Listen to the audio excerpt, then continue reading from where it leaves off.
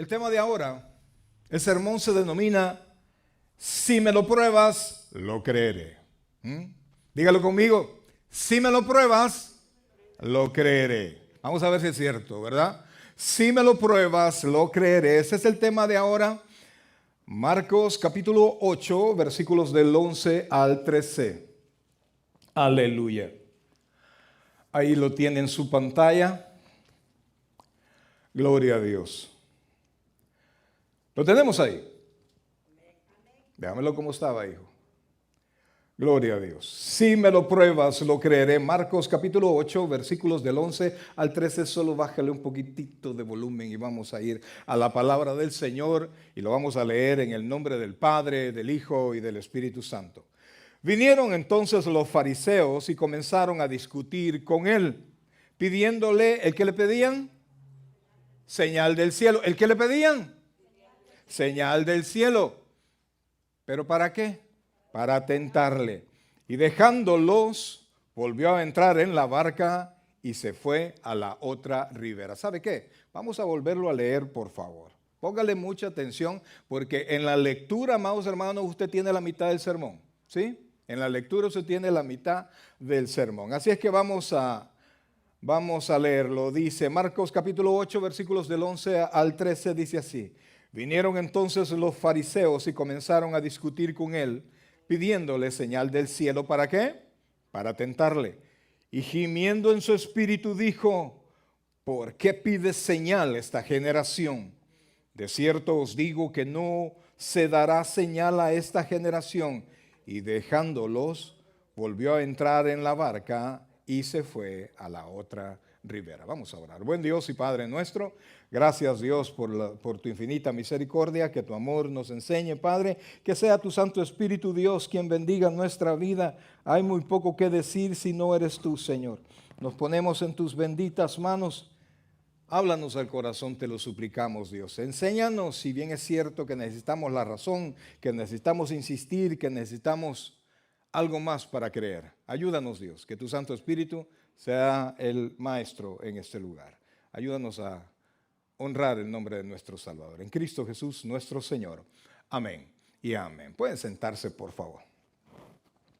Ok, mis queridos hermanos, fíjense que en los tiempos de nuestro Señor Jesucristo, de hecho, aclaro, el tema es determinar si realmente nosotros podemos convencer a alguien o es que nosotros realmente necesitamos que nos convenza una persona, que nos dé los razonamientos o que nos dé las señales o que nos hagan los milagros para que nosotros podamos creer de verdad. Porque hay mucha gente que tiene en su mente y dice, no, yo soy como Tomás. ¿Verdad? Yo soy como Tomás y se resisten a creer, y muchos de nosotros cuando andamos evangelizando nos frustramos porque dice, ay, nadie cree, nadie recibió al Señor. Pero vamos a ver cuál es el enredo que hay en el corazón de las personas.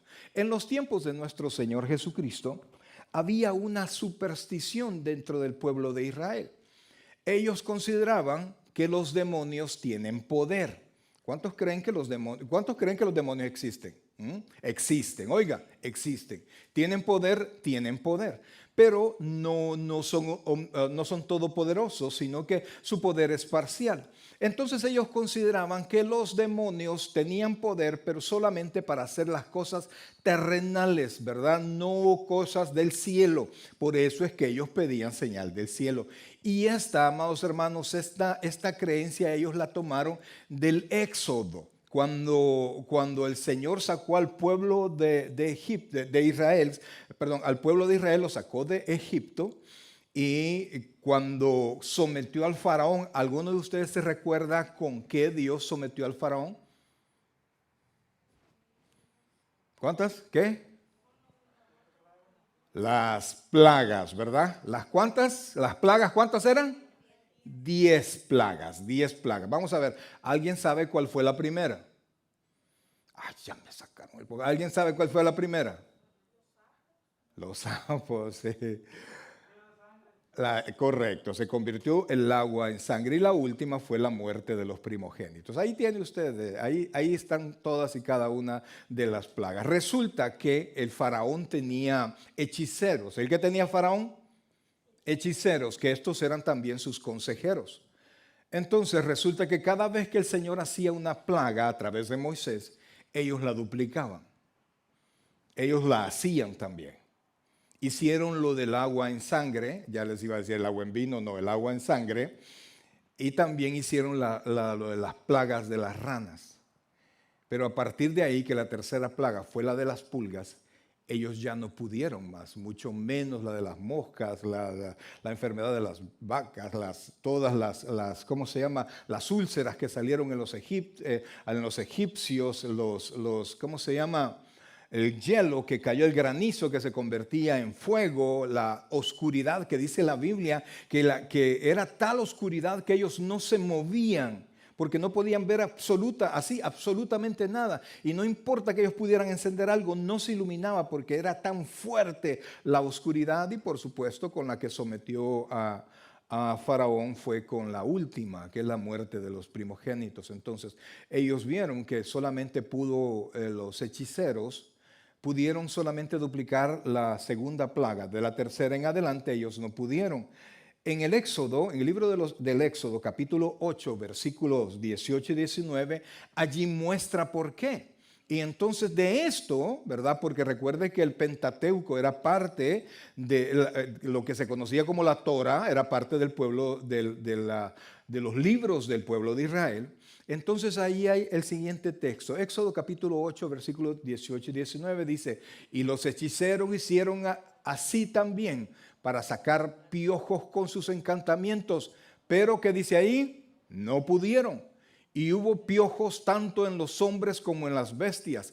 Entonces los hechiceros dijeron a Faraón: dedo de Dios es este. Mas el corazón de Faraón se endureció y no los escuchó, como Jehová lo había dicho. Entonces ellos dijeron: ok, los demonios tienen poder. Y los demonios son, porque eso así es, a los hechiceros no es que ellos tengan poder, son demonios haciendo las cosas por ellos para engañarlos a ellos y para engañar a las demás personas, y pierdan la fe en lo que debería de tenerlo y se la dediquen a los demonios. Pero no se trata de demonios ahora el tema, pero había esa superstición, y es por eso que cuando el Señor Jesucristo apareció y hacía señales suficientes, el Señor mostrando su poder, mostrando quién era Él, para que reconocieran de Él su palabra y lo que Él iba a hacer en esta tierra.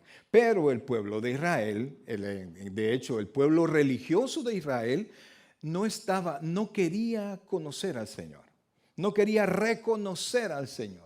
Él venía a distorsionar todo lo que era su vida religiosa, que les era bien onerosa a todos ellos. Entonces ellos no quisieron atender al Señor, y entonces tomaron esta superstición para rechazar el nombre del Señor. Ahora, ¿qué le pareció al Señor esto? De hecho, si usted se recuerda, el Señor ya había recibido señales del cielo. Cuando él fue bautizado por Juan el Bautista, yo sé que usted se recuerda esa escena, el cielo se abrió. ¿Se recuerda usted eso? Y entonces una voz del cielo habló y bajó el Espíritu Santo en forma de paloma y se posó sobre él, y el Señor, nuestro Padre Celestial, le dijo: este es mi Hijo amado en quien tengo complacencia. Realmente él tenía todas las señales, ¿verdad? Pero él no estaba aquí en la tierra para hacer las señales, para complacer los deseos de la gente. Él estaba aquí. La Biblia dice que Él vino para salvar lo que se había perdido. El propósito de la venida de Cristo es revelarnos a Dios y pagar el precio por cada uno de nosotros. Ahora, ¿qué tanto molestó al Señor esto? Volvamos ahí a Marcos 8, versículo 12. Es un versículo que nos va a poner a nosotros a pensar, porque dice, y gimiendo en su espíritu, o sea, que se lo dolió en su corazón, porque su pueblo no le reconocía, su pueblo le rechazaba, y gimiendo en su espíritu dijo: ¿por qué pide señal esta generación? De cierto os digo que no se dará señal a esta generación. El Señor se molestó muchísimo. ¿Por qué, amados hermanos? Nosotros, y fíjense que eso se vuelve a repetir, no tanto que nosotros estamos con la misma superstición del pueblo de Israel, Pero nosotros, muchas personas, el hombre de este tiempo, se resiste a creer en Dios. Y es una cuestión lógica, pues fíjense que, por ejemplo, hombres de ciencia, ellos aceptan un montón de teorías respecto de lo que sea. Y cualquier cosa que se realice, cualquier cosa que se manufacture, cualquier cosa que, alguna obra de arte, algo nuevo, todo debe tener un creador, todo debe tener un arquitecto, todo tiene que tener alguien que lo fabrique, menos la creación, menos el universo.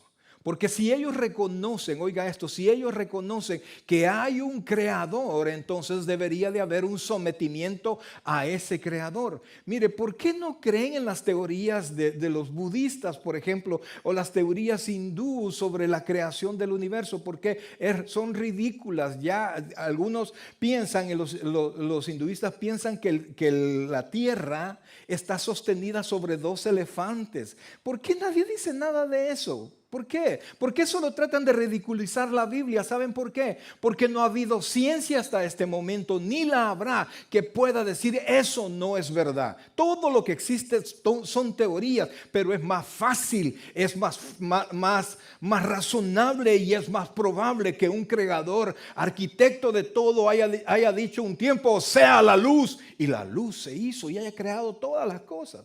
Pero el hombre de ciencia y el hombre en sí cierra su mente a cualquier posibilidad de tal manera que cuando usted quiere razonar con alguien algún aspecto de moral o cualquier cosa, y usted viene y toma la palabra del Señor, inmediatamente usted no es ni siquiera escuchado, sino que usted es desechado, porque dicen nosotros no creímos en la Biblia. Cuando la Biblia, amados hermanos, vuelvo y repito, no hay nada, oiga, no hay nada. La ciencia no está peleada con la Biblia. La ciencia no está peleada con la Biblia. Es el corazón del hombre que está peleado con Dios, ¿verdad? Entonces, de la misma manera ellos vinieron y provocaron al Señor y le dijeron, haz señal del cielo. Ahora, ¿qué tanto ofende a Dios la duda? ¿Qué tanto ofende a Dios la incredulidad? Quisiera que viera conmigo Romanos capítulo 14, versículo 23. Porque nosotros de repente dudamos y creemos que está bien. O sea, usted debe dudar en sus cuestiones del mundo. Puede dudar del hombre, porque engañoso es el corazón del hombre más que todas las cosas y perverso. Cuando usted haga un negocio, por supuesto que usted tiene que pedir las garantías y tiene que dudar de la persona, ¿verdad? Así tiene que hacerlo. Pero nosotros no debemos dudar de Dios. El Señor Jesucristo recibió el rechazo en cuanto a duda, en cuanto a incredulidad. Entonces vea lo que dice Romanos capítulo 14, versículo 23. ¿Lo tiene ahí? Dice así. Pero el que duda sobre lo que come, ya vamos a estirar ese punto, el que duda sobre lo que come, ¿qué dice ahí? Es condenado, porque no lo hace con fe. Y vea, la segunda parte es la que nos interesa. Y todo lo que no proviene de fe, ¿qué dice ahí? ¿Está conmigo? Todo lo que no proviene de fe es pecado. Nosotros pecamos. La Biblia dice que pecar es errar al blanco. La Biblia nos enseña qué es pecado. La ley dice que el pecado es la infracción a ella misma, a la ley. Entonces, el Señor se enojó, se decepcionó, le dolió el que no creyeran en Él. Y es lógico, fíjense. Y vamos a ver varios textos, pero vamos a tratar de verlos rápido, porque es necesario que nosotros veamos qué es lo que hace la incredulidad para conmigo en cuanto a mi relación con Dios. Y que veamos al hombre normal, al hombre incrédulo, al hombre que no conoce al Señor, ¿por qué prácticamente no quiere creer? Vea, Mateo capítulo 12, versículo 31 dice de esta manera. Mateo, el Evangelio según San Mateo capítulo 12, versículo 31 dice de esta manera. Por tanto os digo, el mismo Señor Jesucristo, todo pecado y blasfemia será perdonado a los hombres, mas la blasfemia contra el Espíritu Santo no le será perdonado. Oiga esto, por favor. El Señor Jesucristo, recuerde, el Señor Jesucristo, cuando anduvo en la tierra, Él era hombre 100%, pero también era Dios 100%. Era un 100% Dios metido en un cuerpo humano y un 100% Dios todopoderoso que se sujetó a las limitaciones de un cuerpo humano. Por eso es que la Biblia dice que tuvo hambre, la Biblia dice que se cansó, que lloró, tal como nosotros en algún momento lo hemos hecho, ¿verdad? Pero él se retiraba a orar constantemente para que el Espíritu Santo actuara en él, le fortaleciera y actuara en él y actuara por medio de él, como nosotros debemos de hacer. Realmente él nos ha dejado el ejemplo. Nosotros somos débiles, ok, pero vamos al Padre, vamos en oración y le aseguro que el Espíritu Santo va a obrar en usted. Entonces, todo lo que Jesús hacía y todos los milagros que hacía Jesucristo, él mismo en su estado humano aquí en la tierra, lo hacía en dependencia del Espíritu Santo. ¿Lo hacía en qué? Dependencia del Espíritu Santo. De tal manera que cuando dudaban de él, no estaban dudando verdaderamente de Jesús hombre, sino que estaban dudando de aquel que actuaba a través de él. Dudaban del Espíritu Santo, y por eso es que el Señor les dice: por tanto os digo, todo pecado y blasfemia será perdonado a los hombres. Cualquier cosa que usted haya hecho será perdonado. Pero dice, más la blasfemia contra el Espíritu Santo no le será perdonada. Ahora, yo quiero hacer un paréntesis, ¿verdad? Muchas personas pues se escudan en este versículo para que nadie juzgue su manera de desarrollar su vida cristiana. Entonces, inclusive los bautistas hemos callado en cuanto a las lenguas, en cuanto a que la gente viene y se revuelca en el piso y hace una y mil cosas, porque decimos, no vaya a ser que esté yo blasfemando con el Espíritu Santo, porque quizás esa es la obra del Espíritu Santo. La obra del Espíritu Santo es bíblica, amados, 100% bíblica. Y el Espíritu Santo vino aquí y está aquí para honrar al Señor Jesucristo. Si lo que se está haciendo no honra al Señor Jesucristo y no es bíblico, no es de Dios. Y usted no peca al decir eso, no es así. Yo recuerdo cuántas veces a mí se han puesto, y mire, yo he tratado en algún momento ser dócil, porque yo quizás, ¿verdad? No sé. Y de hacerme caer en descanso. ¿Dónde dice la Biblia que yo voy a caer en descanso? Eso no aparece en la Biblia. Pero eso es otro tema. Pero yo lo que quiero ver, la blasfemia contra el Espíritu Santo no es dudar de lo que alguien está haciendo, sino que lo que el Espíritu está haciendo. Y ahora la revelación entera está en la palabra de Dios, de tal manera que yo puedo estar fortalecido y puedo estar firme en mis creencias. Y no debo yo ser engañado por el actuar o por el pensamiento de otras denominaciones. Yo respeto todas las denominaciones, absolutamente todas. Pero, amados hermanos, nosotros somos bíblicos. Oiga, bíblicos. Y somos cristocéntricos. De tal manera que la Biblia honra a Jesucristo. Y todo el Nuevo Testamento va encaminado a Jesucristo y no a otra cosa. Y por eso, amados hermanos, por este versículo nosotros no tenemos que tener temor de decir eso no es lo que la palabra dice. No vaya a ser que yo esté pecando contra el Espíritu Santo. No se refiere a eso. Pero sí se refiere, oiga bien y póngame mucha atención, sí se refiere a los hechos de Jesucristo, a la vida de Jesucristo y a la palabra de Jesucristo. ¿Por qué? Y tanto es el problema de aquel que no cree y rechaza la palabra de Jesucristo, porque está rechazando la única oportunidad de que el Espíritu Santo obre en usted. Veamos el siguiente versículo, por favor, que está en Juan capítulo 16, versículos del 8 al 11, ¿verdad? La Biblia no aparece con esas marcas, yo se las he puesto para resaltar ciertas palabras. Y entonces dice, Juan 16, 8, dice, cuando Él venga, hablando de la venida del Espíritu Santo, oiga, ¿qué va a hacer? ¿Qué dice ahí? Convencerá al mundo. Y si usted no oye al Espíritu Santo, si usted no oye la palabra que se le está presentando, no hay manera que el Espíritu Santo pueda convencerlo. Dice, convencerá al mundo ¿de qué? De pecado, de justicia y de juicio. De pecado por cuanto no creen en mí. Ahí está, quien no cree en Cristo se mantiene en sus pecados. Vamos al siguiente, versículo 10.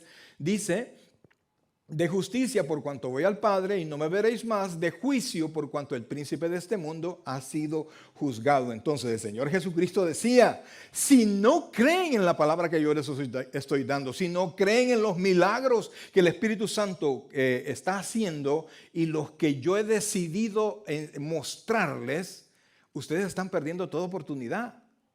Y entonces no hay manera que conozcan a Dios. Y la Biblia dice que nosotros nos hemos convertido, usted y yo, digo si usted ya se convirtió, espero en el Señor que sí, que nosotros nos hemos convertido por la locura de la predicación, ni por las alabanzas, ni por la locura del hombre, por la palabra predicada. Y la palabra predicada nos lleva a Jesucristo, por eso es que dice que convence de pecado por cuanto no creen en mí, o sea, en el Señor Jesucristo. Entonces, cuando rechaza la palabra de Cristo, cuando rechaza la predicación, usted está rechazando al Espíritu Santo. Y eso no puede ser perdonado. ¿Por qué? Porque al rechazar al Espíritu Santo, la persona incrédula permanece en sus pecados. Y al permanecer en sus pecados, no hay oportunidad de que haya en esta persona salvación. Y por eso es que no puede ser perdonado. ¿Se comprende eso? No hay el clic. Enciendan la máquina, pues, ya pusieron todo, enciendan, o para el partido, ¿verdad? Ya trajimos todo, ya tenemos, enciendan la tele, y nadie le enciende. Entonces de nada sirve todo si no se enciende. Pues entonces si nosotros estamos con nuestros oídos cerrados a la palabra del Señor y a la presencia del Espíritu Santo, entonces no hay oportunidad, no hay manera que alguien se pueda salvar. Vea en Mateo capítulo 12, versículo 39, porque yo sé que hay muchos y yo sé que aquí probablemente debe haber alguien que diga, no, mientras no me lo pruebes, yo no lo creo. Yo quiero ver un milagro. Con un milagro yo sí me convenzo. ¿Cuántos han dicho o han escuchado personas así? Vamos a ver, ¿y por qué Dios no sanó a fulano? Pues si Dios existiera, ya lo hubiera sanado y entonces pues... No que impondrán las manos y los enfermos sanarán, y si no sana, no. Es que el Señor Jesucristo hizo los milagros, óigame bien, que Él decidió que iba a hacer. Él no vino a complacer a toda la gente, no. Él traía propósitos, oiga bien, traía propósitos. Y es la voluntad del Padre que se cumple. Que se cumpla. Y Dios tiene poder para sanarnos, sí, pero perdóneme, no de todo nos va a sanar el Señor. ¿Está conmigo? ¿Por qué? ¿Porque no puede? No, porque a veces no es su voluntad. No de todo problema nos va a sacar el Señor, no, a veces no. ¿Por qué? Porque Dios ha decidido que nosotros pasemos de repente desiertos que son necesarios para hacernos crecer. Y así usted traiga a orar y oremos y lloremos y hagamos lo que sea. Si Dios dijo que va a pasar ese calvario, óigame bien, nadie se lo va a quitar. Inclusive, amados hermanos, las maldiciones que dice la Biblia que van a caer a ciertos incrédulos, usted no las puede romper. ¿Por qué? Porque las dio el Padre. Y Cristo no vino a deshacer la obra del Padre, vino a deshacer la obra de Satanás. ¿Están conmigo? Entonces la duda, oiga bien, la duda en la palabra del Señor trae las peores consecuencias en el destino de la humanidad. Mire lo que dice Mateo capítulo 12, versículo 39. Él respondió y dijo, la generación, mire quién pide señales, la generación ¿qué? Mala y adúltera demanda señal. Mala porque todos somos malos. No, pastor, yo soy buena gente. No, la Biblia dice en Jeremías que engañoso es el corazón del hombre y perverso. Su corazón y el mío. Por eso es que tenemos que rendirlo a Jesucristo para que Él nos limpie. Entonces Él dice la generación mala y adúltera. ¿Por qué? Porque el pueblo de Israel, de manera especial los religiosos, habían adulterado la fe.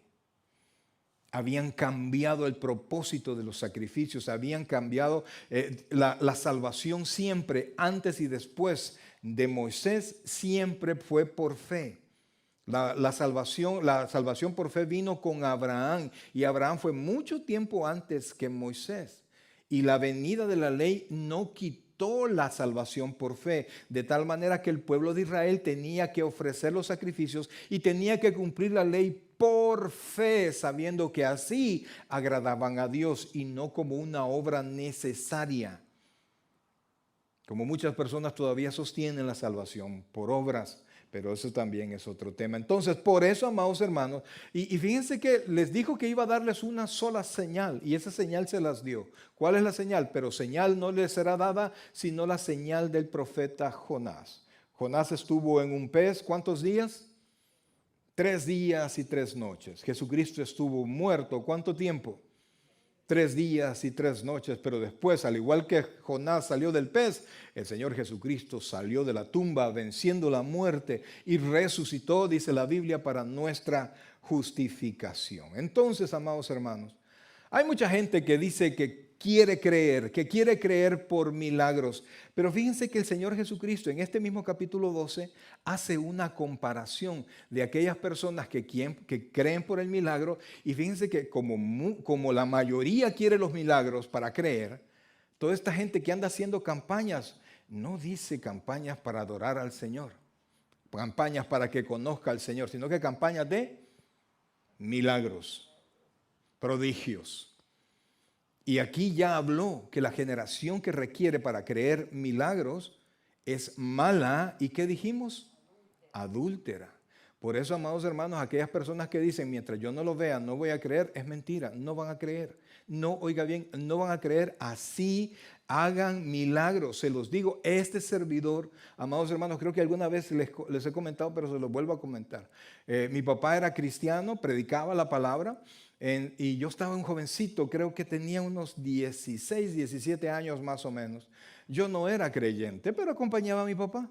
Y había visto tantísimas cosas en la vida, en el obrar del Señor. Entonces, en mi país hay un lugar que se llama, no sé si todavía existe, había un lugar, se llamaba Uljad, un lugar junto a Dios. Es un centro de drogadictos, de recuperación, ¿verdad? Entonces fuimos con mi papá y llegó un montón de gente y estaban todas las personas que adictas, y resulta, amados hermanos, que en medio de la adicción comenzaron a orar. Y me di cuenta, yo vivía allá en San Salvador, viví con mis padres en un lugar que se llama, en una ciudad que se llama Mexicanos, y entonces ahí yo conocí a una persona que vendía periódicos.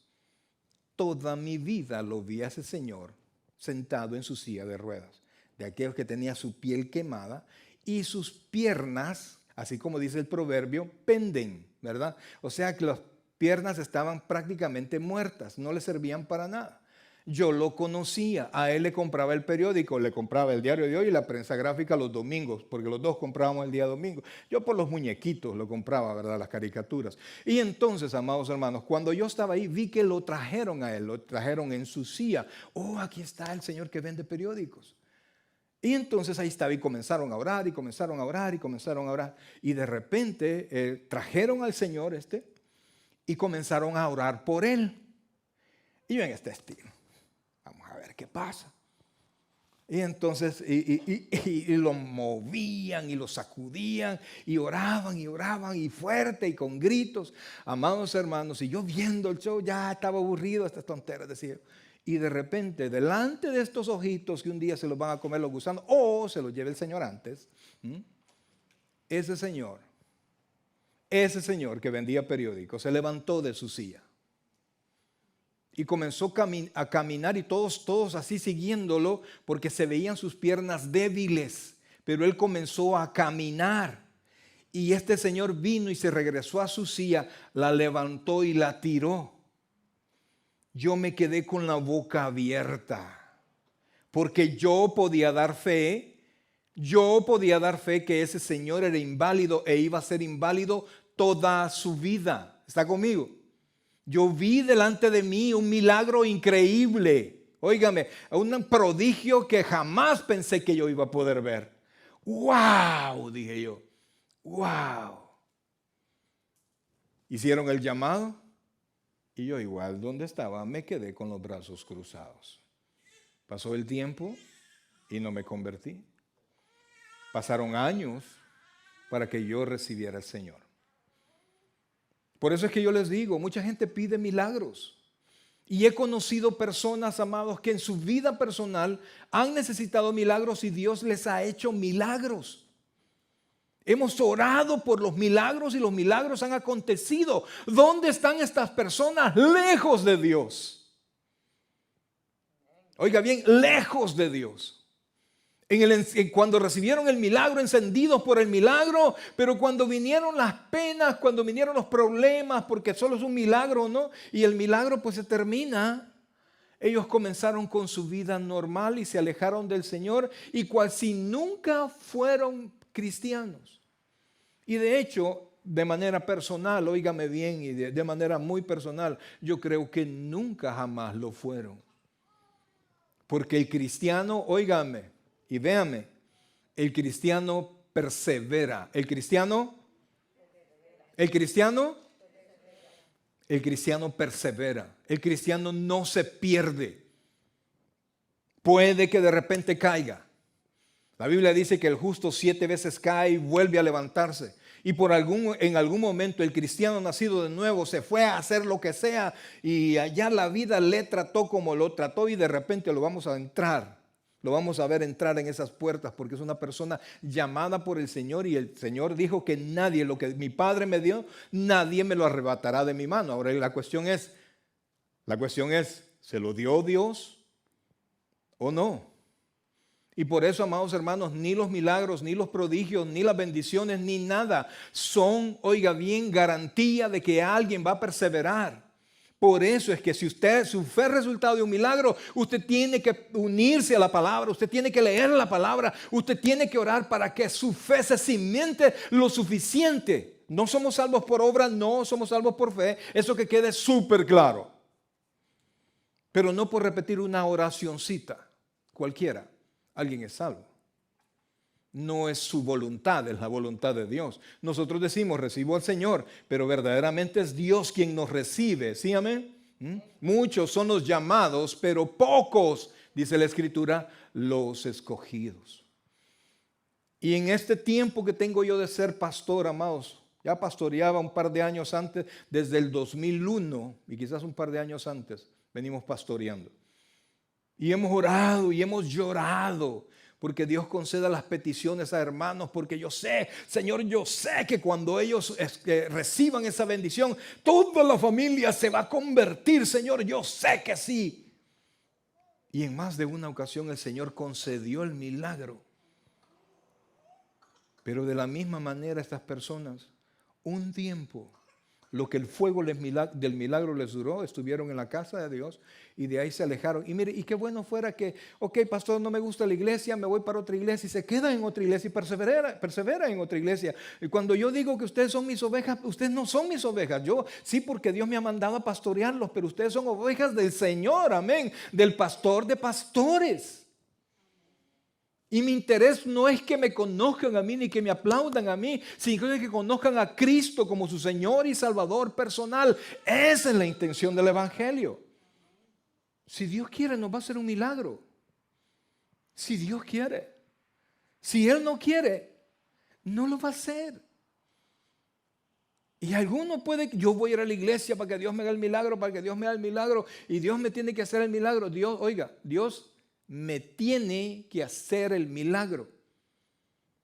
Al Dios todopoderoso, creador del cielo y de la tierra, cual si fuera nuestro siervo, y Dios no es nuestro siervo. Un tiempo el Señor Jesucristo vino a esta tierra como siervo y murió por nosotros. Pero la próxima vez que vuelva a venir a esta tierra, va a venir a juzgar al mundo entero. Oiga, y la Biblia dice que todo ojo le verá, toda rodilla se doblará delante de Él. Inclusive aquellos que lo crucificaron harán lamentación por Él. Algunos dirán que las montañas les caigan encima porque verán aquel en el cual no quisieron creer. Vendrá en toda su gloria. Pequeñas manifestaciones el Señor Jesucristo le dio a sus discípulos para que pudiesen ver su gloria. De repente Él se transfiguró, creo que todos conocemos ese episodio, por un momentito, un segundito. Y Él transfigurado, apareció Moisés y apareció Elías, y entonces los discípulos embobados, el apóstol Pedro le dijo, Señor, hagamos 3 enramadas, Una para ti, otra para Elías y otra para Moisés. Y entonces cuando eso estaba pasando, ¡pum!, se acabó el show, ¿verdad? Llamémoslo así. Y solo quedó Jesucristo. Y dijo el Señor, el Padre dijo, este es mi Hijo amado. Repitió las mismas palabras, pero añadió algo. A Él oíd. A Él oíd. No a los milagros. Si Dios quiere, nos hace un milagro. Yo creo en los milagros, amados hermanos. Levanten la mano los que creemos en los milagros. Démosle un aplauso al Señor por cada milagro que Él nos ha dado. Amados hermanos, así no nos haga otro milagro. Él merece toda la gloria y toda la honra. Pero ¿sabe qué? Dios es bondadoso, amados hermanos. Dios es misericordioso. Y Dios siempre bendice a aquellos que lo honran. Entonces, amados hermanos, siguiendo acá con el punto, el Señor hace una comparación de esta generación que pide señales. Y les cuenta algo que está en Mateo capítulo 12, versículo 43. Oiga esto y póngale mucha atención porque vea la comparación. Y así le pasa a la gente que por la fe cree. Lo tiene ahí y dice, oiga esto, ponga atención. Si usted ha creído por un milagro, si usted ha creído por una bendición o por la esperanza de una bendición, oiga esto. Cuando el espíritu inmundo sale del hombre, ¿el espíritu qué? Inmundo. Estamos hablando de una persona poseída. Pastor, ¿y un demonio puede poseer al cuerpo de un hombre? Sí, pero no de un creyente. Porque el Espíritu Santo está en nosotros. ¿Y qué comunión tiene la luz con las tinieblas? Punto. Cuando el espíritu inmundo sale del hombre, anda en lugares secos buscando reposo. Es decir, la posesión demoníaca requiere energía del demonio. No es ese el tema, ¿verdad? Buscando reposo y no lo halla. Entonces dice, volveré a mi casa de donde salí. ¿A qué llama su casa? Al cuerpo de la persona que estaba poseyendo. Entonces dice, volveré a mi casa de donde salí y cuando llega la halla desocupada, barrida y adornada. Veamos el siguiente versículo. Entonces va y toma consigo otros 7 espíritus peores que él y entrados moran allí, y el postrer estado de aquel hombre viene a ser peor que el primero. Oiga esto por favor, y repito, eso no está así en la Biblia, yo se los marco para que pongamos atención a esto. Así también acontecerá a esta generación, a esta mala generación. ¿Por qué? Porque pide señales. Porque pide señales y ajusta su creer a las señales. ¿Qué tengo que creer, pastor? Que Cristo es el Rey. Crea la palabra del Señor. Ame la palabra de Dios. Pastor, pero yo soy nuevo creyente. Abrace la Biblia. Ore. Hable con Dios. No deje de congregarse. Amados hermanos, mire, el que usted está acá no es garantía ninguna. La garantía no lo da la iglesia, la garantía no lo da el pastor, la garantía le da Cristo en nosotros, la esperanza de gloria. Esa es la esperanza. Entonces, amados hermanos, poniendo este ejemplo, el Señor Jesucristo dice que los que creen con milagros, así son. Su fe es temporal. ¿Su fe cómo es? Temporal. Y los que tenemos fe de la que Dios ha dado, tenemos una fe para vida eterna. ¿Una fe? Ay, Dios. Una fe para vida eterna. Dice la Biblia, Pedro dice que toda la bendición está reservada en el cielo para nosotros, los que somos guardados por el poder de Dios mediante la fe. ¿Cómo se desarrolla el poder de Dios en nuestra vida? Mediante la fe. ¿Y cómo puedo tener más fe, pastor? La fe viene, dice la Biblia, por el oír la palabra de Dios. Ay, que yo voy a conciertos, pastor. Pues sí, vaya a los conciertos que usted quiera, pues. Pero la conversión de las personas es por la palabra. Es por la palabra. Y mire, ahí usted puede llorar en los conciertos, usted puede hacer lo que sea, o brincar cual impío y y olvidarse que su cuerpo es templo del Espíritu Santo. Pues es que el grupo tal, el ministerio de alabanza tal y que no sé qué. Ok, vaya, hágalo. Pero asegúrese que su corazón sea de Cristo y no de ningún hombre aquí en la tierra. Entonces, amados hermanos, y mire cómo veía el Señor Jesucristo el Evangelio según San Juan, capítulo 2, versículos 23. Ponga mucha atención a esto, porque al Señor Jesucristo nadie lo engaña. Él sabe. Mire cómo dice, por favor.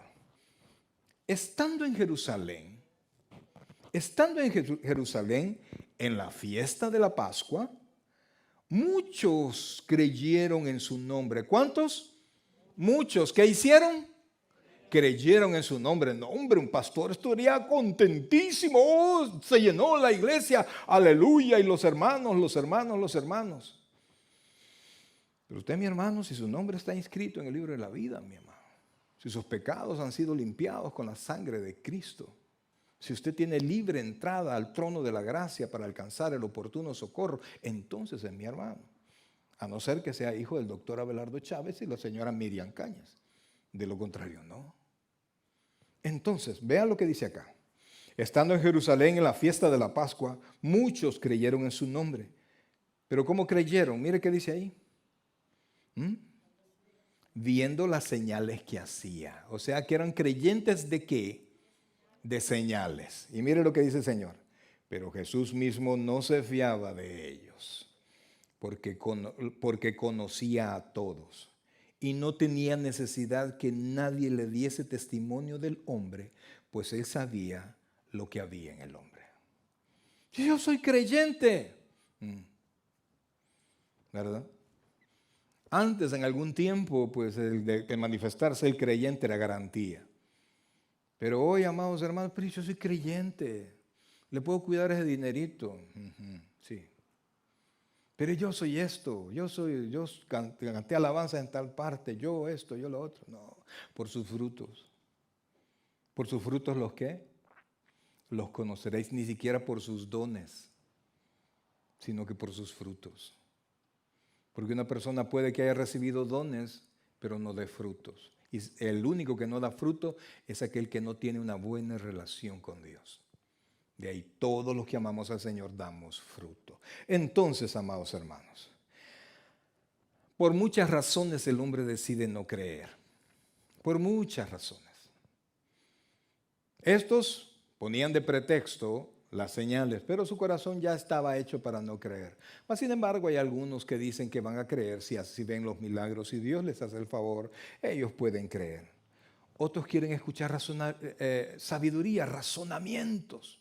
Y por eso es que a veces los pastores nos metemos en unos rollos para mostrarle que la ciencia y para que el universo y que no sé qué y que no sé qué. Y mire, a veces nos metemos a leer y a exponer cosas que no nos interesa hacer, que no debemos hacer. Mi responsabilidad en la exposición de la palabra es esa, la Biblia. Y yo tengo que exponerle la Escritura y explicarle la Escritura. No psicología, no ciencia, no otra cosa. Para eso es para los especialistas en eso. Yo soy un pastor. Inclusive yo podría hablarles de leyes, pero leyes de mi país, de El Salvador, porque yo soy abogado en mi país. Aquí no. Entonces, amados hermanos, cuando muchos buscan milagros, otros dicen que si tienen el razonamiento correcto, ellos pueden creer. Otros, pues, están súper ocupados. Oiga, están súper ocupados en las cosas que hacen, en su trabajo, en alcanzar la bendición. Entonces, no tienen tiempo. ¿Y sabe por qué? Porque esta sociedad es una sociedad pragmática. Oiga esto. ¿Está conmigo? Es una sociedad pragmática. ¿Y eso qué quiere decir, pastor? Óigame, es la tendencia de concederle importancia al valor práctico de las cosas, aún por encima de cualquier otro valor. Si me sirve, lo hago. Si me resulta, lo hago. Así sea la pócima del brujo. Yo lo que quiero es sanarme, lo que sea, yo lo voy a hacer. No, hombre, mira, haz este rollo y vas a tener dinero. Entonces, si somos pragmáticos, si usted quiere ocupar práctico, pues hagámoslo, pues. Yo lo que necesito es dinero. Y entonces prácticamente venden su alma a la posibilidad de hacer las cosas, de tener las cosas de lo que les sea bueno. Y los cristianos no debemos de ser así. Los cristianos tenemos valores morales que vienen de la palabra de Dios. Los cristianos tenemos órdenes en la palabra del Señor. Nuestro estilo de vida no es en la práctica diaria, sino es la instrucción de la palabra de Dios. Entonces no podemos nosotros ser así. Entonces el mundo cree por diferentes razones. Lo que sí le puedo decir es lo que ya está en su pantalla. Primero, toda actitud incrédula en relación con Dios tiene la misma fuente. ¿Cuál es? El pecado. El pecado, un corazón corrompido, no quiere nada, un corazón corrompido y que no quiere alejarse de la corrupción. La Biblia enseña que esta es la condenación, que la luz vino al mundo, pero los hombres amaron más las tinieblas que la luz porque sus obras eran malas. ¿Por qué no quiere ir a la iglesia? Porque tiene jugada, porque tiene algo que no quiero dejar. Ay, le echan la culpa al pastor, a los hermanos, ay, el pastor está muy gordo, no. Ay, ese no, ese hermano, no esto, no lo otro. Y por eso no se acercan. Y le echan la culpa a lo que sea. Cuando si fueran sinceros, deberían de decir, no, es que mira, yo tengo mi pecadillo que me gusta y quiero seguir viviendo en él. Y esa es la verdad. Decía el pastor fundador, el doctor Galope Beltrán, padre, decía, no, si su marido no quiere venir a la iglesia, volado tiene, decía el pastor. Por eso no viene. Y fíjese que viendo el promedio de todas las cosas y la gente que hemos conocido, tiene toda la razón, amados. Tiene toda la razón. No digo que volado, no, un pecadillo por ahí que no quiere dejar. No lo vaya a agarrar de la mecha ahorita, no. Pero es por un detalle carnal. Amamos más el pecado que la luz de Cristo. Por eso, amados hermanos, nosotros la Biblia nos llama bienaventurados. Porque creemos sin ver. Aunque no hemos visto cosas como vieron toda esta gente, nosotros hemos creído en el Señor. Ahora, número 2. Toda fe. Oiga, y ahorita se lo ponemos en su pantalla. Toda fe que viene por señales y que no se cultiva en la palabra se disipa. Así como el humo, como la neblina de repente se disipa. La fe que no viene por la palabra se va. Mire lo que dice Mateo capítulo 12, versículo 43 al 45. Es el que nosotros dijimos, ¿verdad? Cuando el espíritu inmundo sale del hombre, anda por lugares secos, etc. Ya leímos eso. Ahora, en Mateo 12, sí, ese es correcto. Entonces la fe se disipa. Número 3, la fe que salva, oiga bien, la fe que salva es la que viene por la palabra de Dios. No se deje engañar. Mire lo que dice Lucas capítulo 16 versículo 30. Ya casi terminamos, amados. Lucas capítulo 16 versículo 30 dice, él entonces dijo, no, padre Abraham, hablando del rico y Lázaro. No sé si algunos conocen esa porción. Había un mendigo llamado Lázaro, no es Lázaro el que el Señor resucitó, que vivía en las puertas de un rico. Lázaro suponemos, y no suponemos, sino que así es, él era creyente.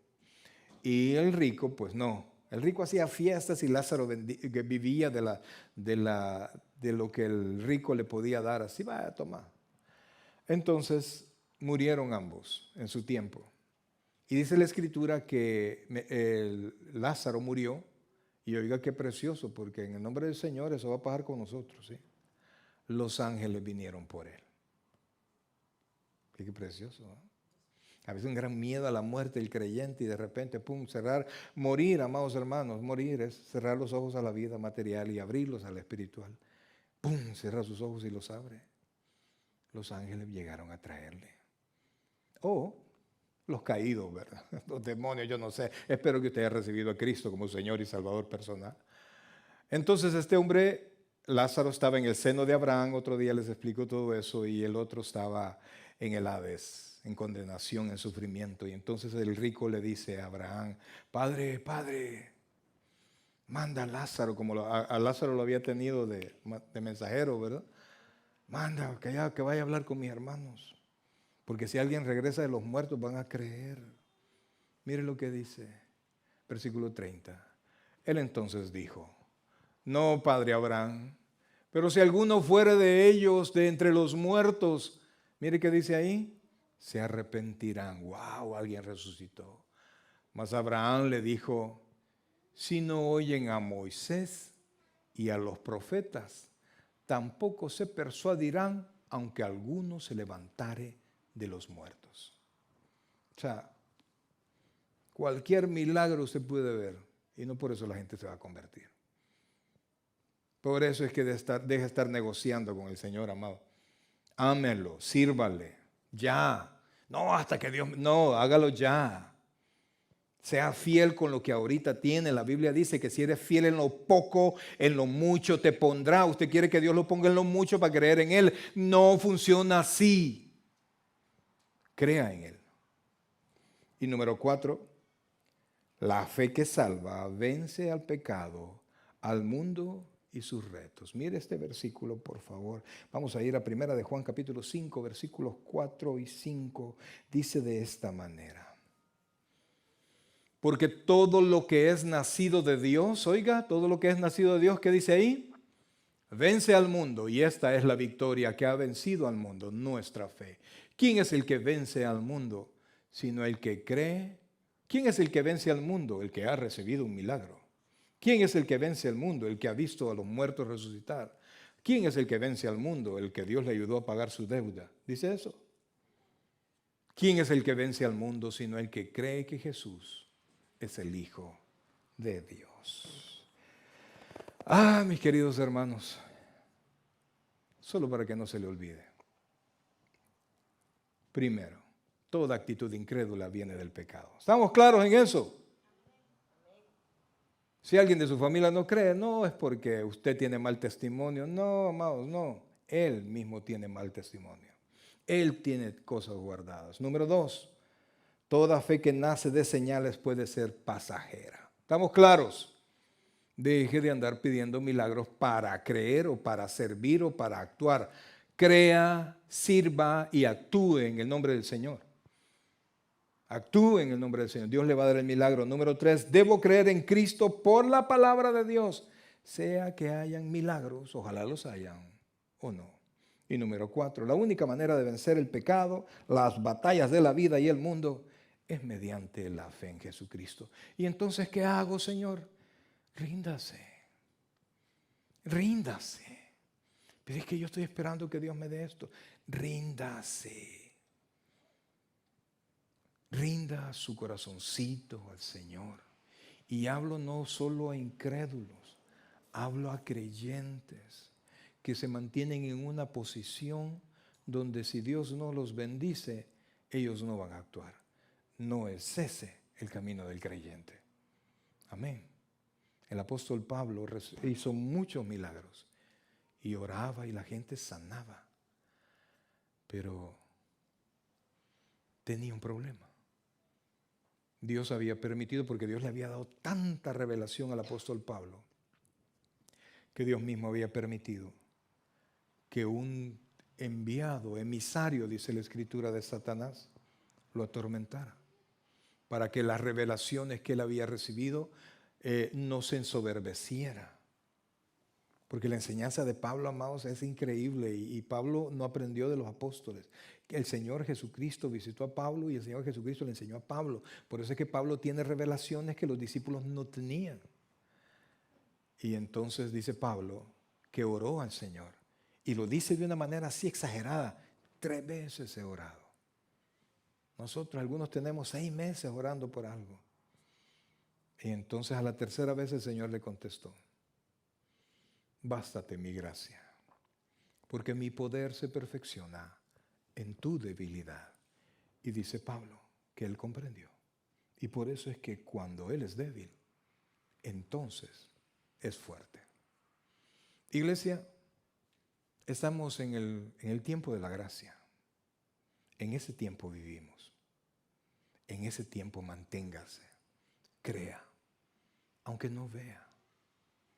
Crea aunque esté pasando problemas hoy. Crea aunque parezca que todo se va a caer. Dios no va a dejar que se caiga. Y si acaso se llega a caer, entiéndalo, está dentro de la voluntad de Dios. y Dios estará con usted para que levante algo más. El Señor Jesucristo nos dijo algo que deberían de ser aliento para todos nosotros. He aquí yo estoy con vosotros hasta el fin. Jesús está con nosotros. Por eso, amados hermanos, no seamos renuentes a creer. Por eso es que yo me empecino tanto, lea la Biblia, lea la Biblia. No, pastor, a mí me gustan las alabanzas, eso está perfecto. Pero repito y se lo vuelvo a repetir, a mí también me fascinan las alabanzas. Pero es la palabra, es la palabra. Es lámpara y es luz, es guía. Y en ella está la redención para todo aquel que aún no ha creído. Vamos a orar. Padre celestial, buen Dios y Padre nuestro, en este momento, Señor, queremos agradecerte la vida que nos das. Queremos, Dios bendito, descansar en ti y pedirte perdón. Porque muchas veces, oh Dios, hemos buscado, aún en los milagros, las cosas de este mundo. Perdónanos, Dios. Ahora, rendimos nuestro corazón a ti. Sigamos orando. Si hay alguien acá que no haya recibido a Cristo como su Señor y Salvador personal, este es el momento en que usted lo pueda hacer. Rinda su corazón al Señor. No, vamos a cantar la anterior. Rinda su corazón al Señor. Mi amigo, si usted está en su casa, le invitamos a que reciba a Cristo como su Señor y Salvador personal. Repite esta sencilla oración. Señor Jesús, yo te recibo hoy como mi único y suficiente Salvador personal. Creo que eres Dios, que moriste en la cruz por mis pecados y que resucitaste al tercer día. Me arrepiento, soy pecador. Perdóname, Señor. Gracias doy al Padre por enviar a Jesucristo a morir en mi lugar. En Cristo Jesús, nuestro Señor. Amén y amén. Nos vamos a poner en pie todos. Vamos a tratar de cantar esa alabanza. Mira, es una alabanza.